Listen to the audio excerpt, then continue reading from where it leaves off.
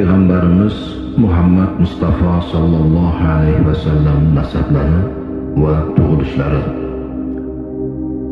Bilmak kerakki, har bir ummatman degan odam Payg'ambarimiz Muhammad alayhisalomni o'z ota-onasini tanigandek bilishi lozim.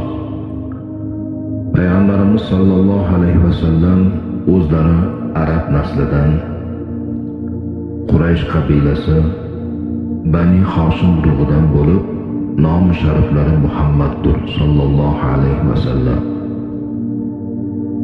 Tug'ilgan joylari Arabistonda, Makka shahridir. Otalari Abdulloh, Abdullohning otasi Abdul Muttalib, uning otasi Hoshim, uning otasi Abdul Manofdir.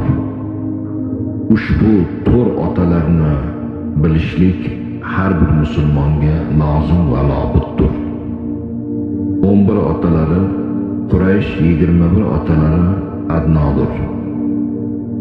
Payg'ambarimizni yuqorigi otalari Ibrohim Halilulloh, onalarining ismlari Ominadir. Payg'ambarimiz Muhammad Mustafa sallallohu alayhi va sallam ota-onadan yolg'iz tug'ilgan to'ng'ich o'g'ildirlar. Chunki payg'ambarimiz ona qornida 2 oylik bo'lgan chog'larida otalari Abdulloh Shom safariga ketayotib Madina shahrida vafot topdilar. Yoshlari 30 ga yetmagan edi. Payg'ambarimiz sallallohu alayhi va sallam Hazrati Isa alayhisalomdan 571 yil keyin tug'ilgan ekanlar. U zamonda Eron mamlakatida mashhur Noshiravon Odil podshoh o'tgan ekanlar. Odil podshoh zamonida tug'ildim degan so'zlari Mavridur. Rabbul avval oyining 12-si dushanba kechasi sahar vaqtida dunyoga keldilar. Ona qornida yotishlari, onadan tug'ilishlari boshqa bolalardek bo'lgani yo'q. Chunki onalari Omina og'ir bo'y xotinlardek qursoq og'irliklarni sezmadilar.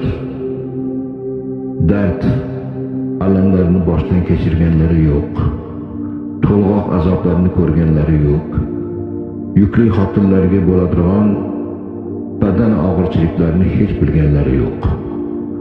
Ona qornida 6 oylik bo'lganlarida Xudoni do'sti, oxir zamon payg'ambariga yuklik bo'lding deb Ominaga tushlarda bashorat bo'ldi.